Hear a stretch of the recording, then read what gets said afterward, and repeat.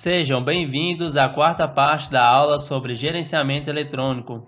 Esta e outras aulas irá detalhar o funcionamento e aplicação de todos os componentes eletrônicos do sistema de controle de enchimento dos cilindros, alimentação de combustível, ignição e formação da mistura. Estaremos falando agora dos componentes do sistema de alimentação de combustível.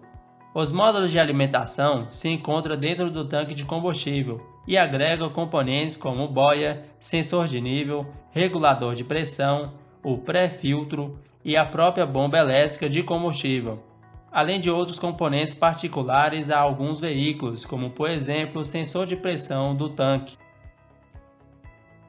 A bomba de combustível tem de fornecer pressão de combustível em torno de 2,5 a 3 bar em todas as condições de regime do motor. A bomba pode ser do tipo de roletes, de engrenagens e centrífuga, sendo que todas são acionadas por um motor de corrente contínua com induzido em ímã permanente, operando com a diferença de potencial de 12 volts em seus terminais. Vale ressaltar que existem outros tipos de bombas, como por exemplo, bomba de deslocamento positivo usadas com o objetivo de se obter uma maior pressão de combustível. A bomba de combustível é resfriada e lubrificada pelo próprio combustível. Seu acionamento com a ausência de combustível provoca seu aquecimento e pode danificá-la. Quando o comutador se encontra no segundo estágio, a ECU aciona o relé da bomba por 2 segundos a fim de obter uma pressão inicial. Este acionamento produz um ruído, e a ausência dele pode identificar defeito na bomba ou no seu relé de acionamento. A bomba ainda conta com uma válvula de retenção para que o combustível não recue quando a bomba não estiver em funcionamento. O sensor de nível de combustível é responsável por informar no painel de instrumento ao condutor o nível de combustível no tanque. Seu princípio de funcionamento se baseia na variação de resistência elétrica. Isso significa que em cada ponto que a boia se encontra, por meio de uma haste, ela altera no centro do sensor a resistência elétrica e com isso o sinal de tensão enviado à ECU se altera. A ECU realiza uma média das leituras para que o ponteiro de nível não oscile do mesmo modo que o balanço do combustível no tanque. Marcações incoerentes do nível de combustível no painel são sintomas de sensor de nível defeituoso. Para verificação, realize um teste de resistência elétrica em seus terminais ao mesmo tempo que movimenta a boia de combustível. Geralmente, tem de variar entre 50 e 200 ohms. Outro tipo de teste que pode estar sendo feito é com o sensor conectado e a chave no segundo estágio. Com as pontas de provas inseridas em cada fio, observe a variação de tensão entre 2 e 4,5 volts, ao mesmo tempo em que movimenta a boia de combustível. Em muitos casos, quando o sensor está em perfeito funcionamento, o problema é pertinente na boia que não flutua como deveria mais. As válvulas injetoras são solenoides atuadores responsáveis por permitir a passagem de combustível para dentro do coletor quando a válvula de admissão estiver aberta, mediante o sinal de 12 volts da ECU. A quantidade de combustível inserida está ligada à pressão da galeria de combustível e o tempo que a válvula fica aberta. Esta possui uma bobina que, quando excitada pela tensão da central, atrai uma haste metálica, chamada de agulha, que abre o orifício de pulverização do combustível. Quando não há corrente passando na bobina, uma mola empurra a haste metálica, fechando o orifício novamente. Quando a válvula injetora apresenta defeito, problemas como cilindro falhando, motor irregular, vibrações, perca de potência, entre outros problemas se caracterizam. Para saber se a bobina da válvula está funcionando corretamente, verifique se a resistência elétrica em seus terminais é de 12 a 16 ohms. Caso contrário, substitua a válvula. Outro tipo de problema característico é o entupimento dos filtros das válvulas. Para manutenção, utilize um sacador de filtro apropriado para a tarefa e substitua o filtro. Todas as vezes que tiver de remover a válvula injetora, substitua seus O-rings para garantir a perfeita vedação. Caso contrário, pode ocorrer uma entrada de ar falsa que o motor não pode identificar. A válvula do canister é um atuador do sistema de controle de emissões evaporativas, controlada pela ECU, que permite a passagem dos gases do tanque de combustível para dentro do coletor de admissão. Quando excitada com 12 volts, uma bobina contrai um diafragma que desbloqueia um canal de passagem dos gases para o coletor de admissão. Um dos sintomas característicos da válvula de canister defeituosa é o enriquecimento da mistura e barulhos de estalos incomuns.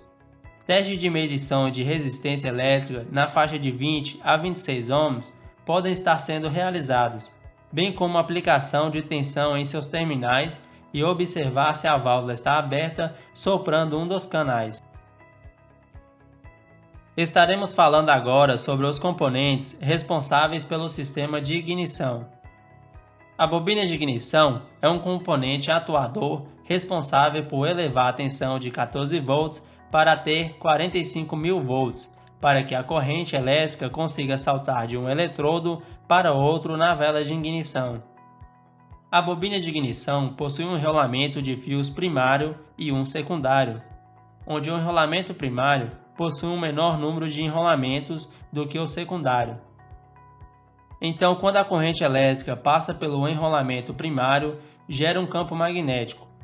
Como o enrolamento secundário possui mais enrolamentos, o campo magnético gerado pelo enrolamento primário provocará no enrolamento secundário uma corrente ainda maior e, consequentemente, elevará a tensão elétrica. Existem alguns tipos de bobinas elétricas e estaremos comentando aqui as mais comuns: bobinas de ignição de dupla faísca e de única faísca. A bobina de dupla faísca produz uma tensão alta para o cilindro em fase de detonação e uma tensão baixa para o cilindro em fase de explosão ao mesmo tempo. Mediante as informações do sensor de rotação, a ECU saberá qual o cilindro correto que está em fase de explosão e dará o comando ao módulo de ignição para acionar as bobinas de ignição. O módulo de ignição pode estar integrado à ECU ou à própria bobina de ignição. As bobinas se conectam às velas de ignição por meio de cabos, o que gera perca devido à resistência elétrica dos mesmos. Estes possuem ordem de conexão para cada vela e é especificado na própria bobina. Neste tipo de bobina, não é necessário sincronização com o comando de válvulas. São construídas geralmente em motores de cilindros pares, por exemplo, 4 cilindros, 2 bobinas de ignição, sendo que pode ser agrupada ou não. Bobinas com defeito geram falhas de detonação dos cilindros, causando vibrações no motor. Essas falhas podem ser constantes ou intermitentes. Defeitos nas bobinas não se resumem a somente se estão enviando centelha ou não, mas sim se a intensidade da centelha está ideal. Para saber isto, realize o teste de resistência das bobinas primária e secundária.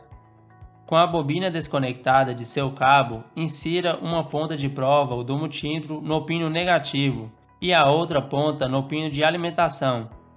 Neste exemplo, a resistência deve estar entre 0,4 e 0,6 ohms. Para teste das bobinas secundárias, faça o mesmo procedimento com as saídas 1 com 4 e 2 com 3, como demonstra a imagem.